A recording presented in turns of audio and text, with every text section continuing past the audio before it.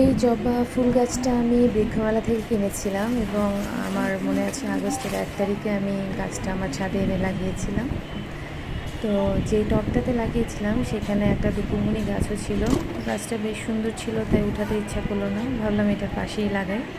আর দুপুরমণি গাছ যেহেতু 12 মাসই গাছ না, এই চিন্তা করে লাগিয়েছিলাম, কিন্তু সেই গাছ মাশাল্লাহ 2 মাসে, এটা হচ্ছে অক্টোবরের 2 তারিখের ভিডিও মেবি, এত বড় হয়েছে এবং এত ফুল আসে গাছটাতে। সকালবেলা ছাদে উঠলেই দেখা যায় যে গাছের নিচে অজস্র দুপুরমণি ফুল ঝরে পড়ে আছে। এবং এই গাছের জন্য জবা ফুল গাছটাতে ঠিকমতো ফুল আসছিল না। তো যাই হোক, আমি আগস্টের 1 তারিখের ভিডিওটাতে ব্যাক করি।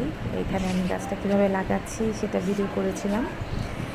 গাছটাতে বেশ ভালো পরিমাণেই মাটি ছিল এবং গাছটাও সুন্দর নাদুস নাদুস ছিল। আমি তার সাথে কিছু নতুন মাটি দিয়ে গাছটা লাগিয়েছিলাম। পাশে দুপুরমণি গাছটা সেফলি ছিল।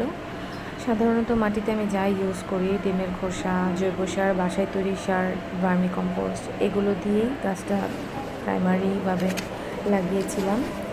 অন্য কোনো রাসায়নিক সার ইউজ করা হয়নি এখানে।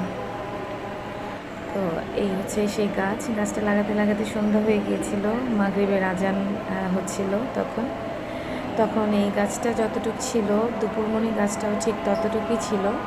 কিন্তু জাস্ট 2 মাসের ব্যবধানে জবা ফুল গাছটা তেমন বড় হয়নি, কিন্তু দুপুরমণি গাছ বিশাল বড় হয়ে গিয়েছিল। এবং দুপুরমণি গাছ এতখানি মাটির জোর নিত যে জবা ফুল গাছে ফুল আসছিল না। পরে আমি আবার হাড়ের গুঁড়া এবং অন্যান্য সার ইউজ করার 1-2 সপ্তাহের মাথায় এরকম ফুল আসা শুরু করেছে। এখানে তো 3টা ফুল একসাথে ফুটেছে, এছাড়া আরও অজস্র কলি এসে আছে জবা ফুল গাছটাতে।